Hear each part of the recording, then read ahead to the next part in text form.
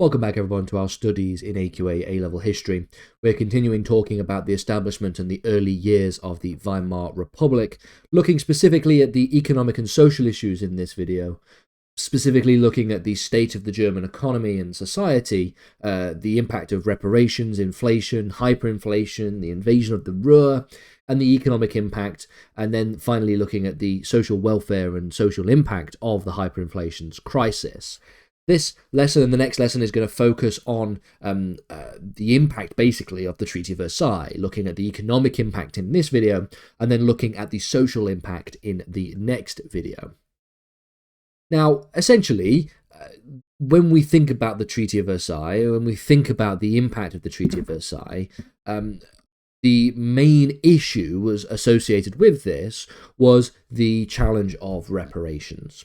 So Germany, of course, as per War Guilt Clause 231, was obliged to pay reparations. In 1921, that reparations number is finally made by the Reparations Commission, and the Reparations Commission determined that Germany would to pay a reparations total of 132 billion gold marks, which was a staggering figure considering the economic situation of Germany.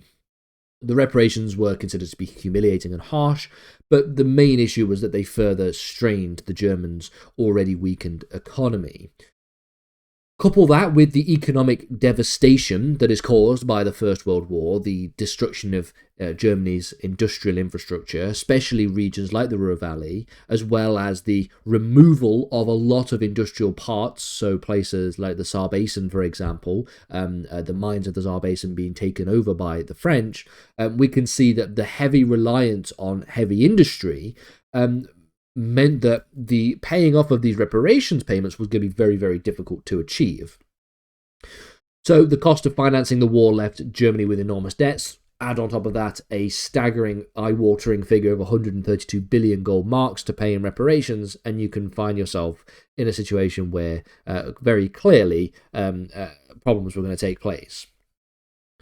And so, in response to Germany's failure to make reparations payments in 1922, because they fell behind on their payments very, very quickly, France and Belgium were very, very keen to respond, and they decided to invade Germany and to occupy the Ruhr Valley. This was the industrial heartland of the Weimar Republic. They did so in January 1923.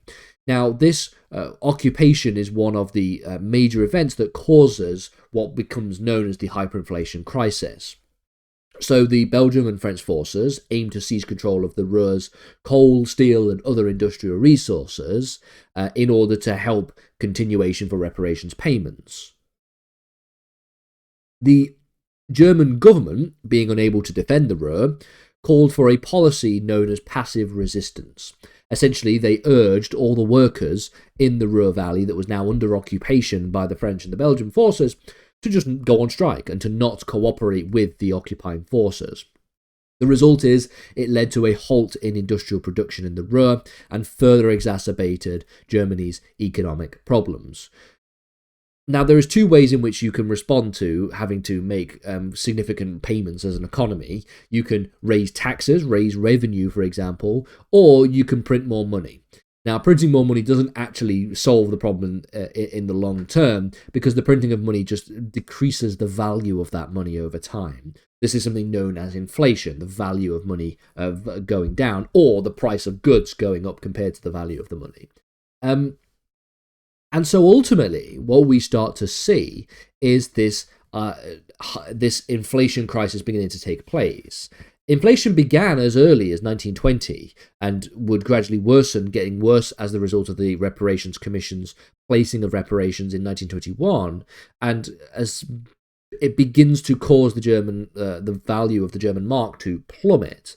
By 1923, then, the situation has spiraled away from inflation to hyperinflation. The German mark, the currency, fell so dramatically that the prices of everyday goods and services rose exponentially. Sometimes within hours, the price would change. For example, in 1923, the exchange rate between the German mark and the US dollar was 4.2 trillion German marks for 1 US dollar. So the result would be, if you wanted to buy a loaf of bread in Germany in 1923 for the price of roughly $1 US dollar, you would have to go to the shop with 4.2 trillion marks to buy that piece of bread. People were therefore forced to carry wheelbarrows full of cash and to buy basic necessities like bread with those huge wheelbarrows of cash. This is particularly devastating for the middle class within German society, because their savings, they might have had, let's say, 30,000 German marks in their savings account, for example. That the value of that money would just be wiped instantly. And so in 1918 or 1917, maybe that 30,000 German marks was actually a significant amount of money.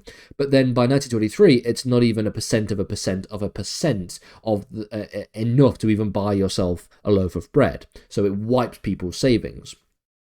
On the other hand, though, people do benefit from hyperinflation. If you have a mortgage, if you have any kind of debts, then that makes it very easy. Okay, if you're in 20,000 German marks worth of debt, and then all of a sudden that 20,000 German marks worth of debt becomes basically the less than the value of a loaf of bread, you can pay off those debts within a single afternoon because of how little value that currency has gotten. So there are winners and losers from hyperinflation, but for the most part, people lose as the result of such a drastic amount of inflation. Ultimately, then, you see that life savings are erased, pensions become worthless, social inequality deepens. While the rich could often protect their wealth by using foreign currencies or tangible assets, the working and the middle classes were hit the hardest, and there was widespread poverty, unemployment, and anger towards the German government. In terms of the impact of hyperinflation, then, there was an attempt during the Weimar Republic to provide social safety nets for everybody, including things like unemployment benefits and healthcare, which was important in a country that was recovering from the war. However, as the result of hyperinflation, these programs were insufficient to cope with the crisis. Many of the payments were eroded by the value of inflation, eroded in value by inflation, making them also effectively useless for anybody who was going to depend on them. The social impact of hyperinflation, the rural crisis, was also widespread in terms of the impact on the social fabric of German society. The middle class, which had traditionally been a stabilizing force in German society, was particularly suffered. As I mentioned in the previous slide, you have a loss of savings, you have increased poverty, you have disillusionment, you have resentment towards the government and the Versailles Treaty, leading to extremism from both the far left and the far right. And then finally, the hyperinflation crisis and the rural occupation had different impacts on both rural and urban populations. So in urban areas where workers were dependent on wages, they were hit very hard by the inflation crisis. Meanwhile, those in rural areas, particularly farmers, were more insulated because they could exchange goods for food. So even in rural areas, we can see that there is some benefits to or at least some shielding from hyperinflation. But even here, the overall sense of economic instability was still very much palpable. And so you could sort of make a sense of the winners and losers in the hyperinflation crisis. Farmers weren't as poorly hit. Those who owed money were benefited from hyperinflation, but everybody who had money, who had pensions, who had any kind of loans like that, they would, or any kinds of savings, would have lost out as the result of hyperinflation.